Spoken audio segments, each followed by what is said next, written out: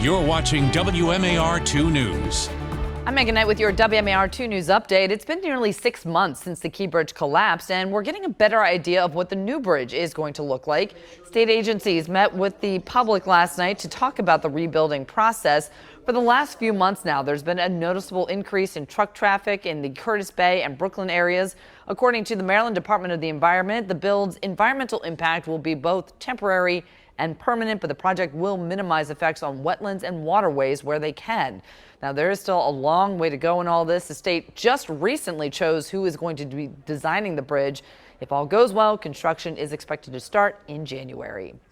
And there's a push to make a permanent memorial for the six men who were killed in the collapse. The Baltimore Museum of Industry wants a piece of the bridge to turn into a memorial. A spokesperson says they're working with the Department of Transportation to make that happen, though there's no timetable when it is going to become a reality. A temporary memorial, meanwhile, is being put up in August, is currently in storage. That museum spokesperson says they have reached out to the artist who made it and have offered to put it on display. However, the artist is mulling his options on the best way to display it and how to honor those workers. And you can, to see our complete coverage of the Key Bridge collapse, scan the QR code on your screen. We have a timeline of the rebuild, the legal action being taken against the owners of the ship, and updates from the NTSB on what may have caused the crash.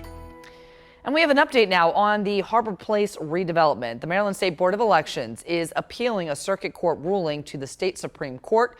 The lower court said that the Harbor Place redevelopment question cannot become law no matter what voters decide.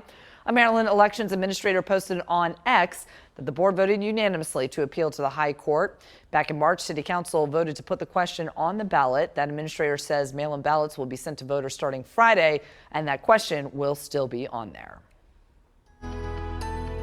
Skies will stay cloudy through the afternoon and winds will remain elevated. We have that chance for some showers as well, but that chance for showers starts to dwindle towards the evening. We are looking mostly rain-free over the next few days to follow. More summer-like though for Friday as we make our way back up into the lower 80s, and then temps come tumbling back down throughout the weekend. Taking a look at your 7-day forecast, a hit or miss shower is not out of the question for tomorrow, but much of the day will be dry. Morning temperatures will steadily start to decline as well, starting off in the 50s early Sunday morning, and that's going to be the case heading into early next week. But astronomical fall begins on Sunday precisely at 8:44 in the morning, and it's certainly going to feel more fall-like with a high temperature of 75 degrees, mid-70s next week. Megan? All right, Stevie, thank you.